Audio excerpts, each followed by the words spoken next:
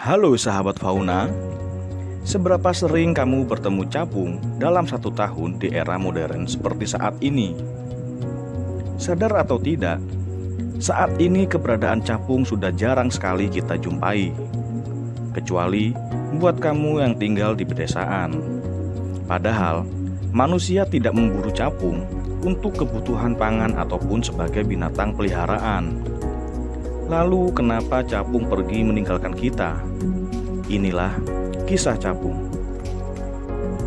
Capung merupakan binatang dari kelompok serangga yang masuk dalam ordo Odonata atau serangga karnivora. Capung merupakan salah satu serangga yang mengalami metamorfosis tak sempurna, sama halnya dengan jangkrik.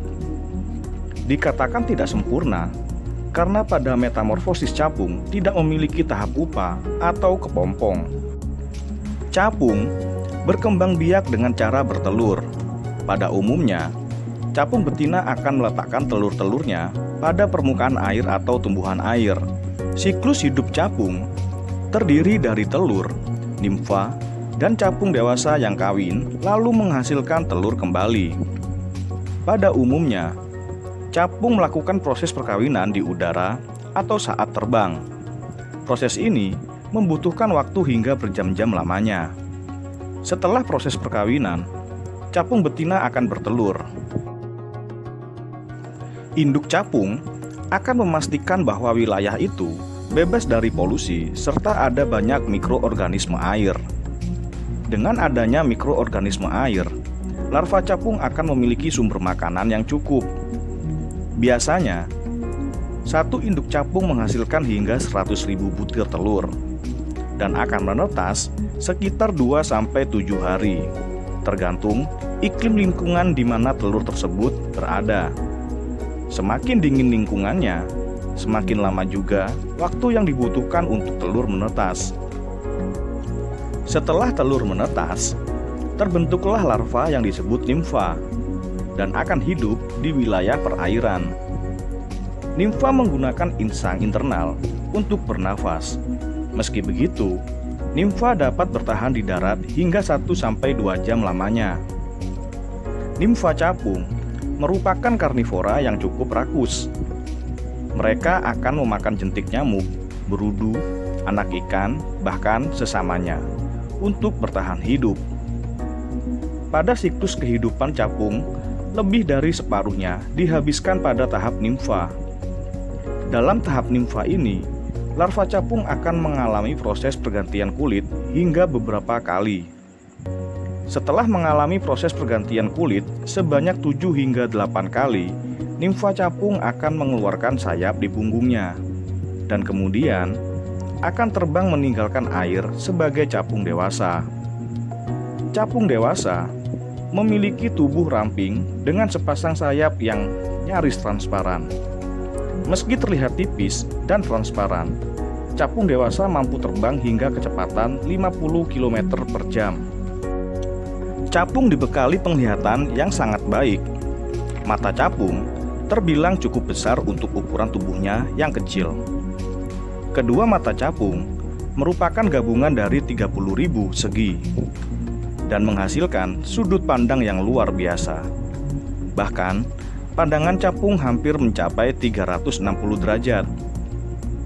Di samping kehebatan matanya, capung juga dibekali rahang dengan gigi-gigi tajam layaknya predator pada umumnya.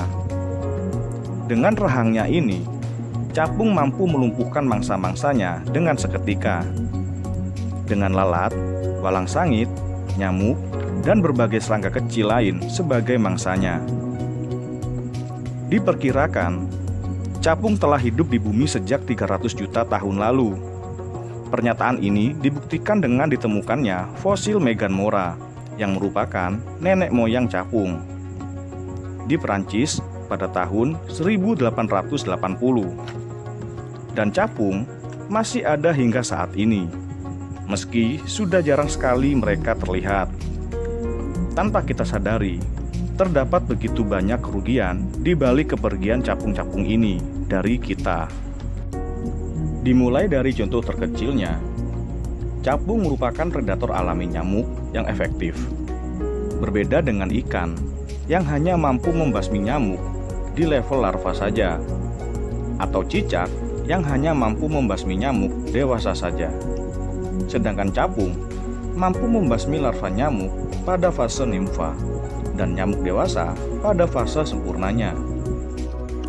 Badan Kesehatan Dunia atau WHO telah mencatat bahwa nyamuk telah membunuh lebih dari 700.000 manusia setiap tahunnya lewat virus yang mereka bawa.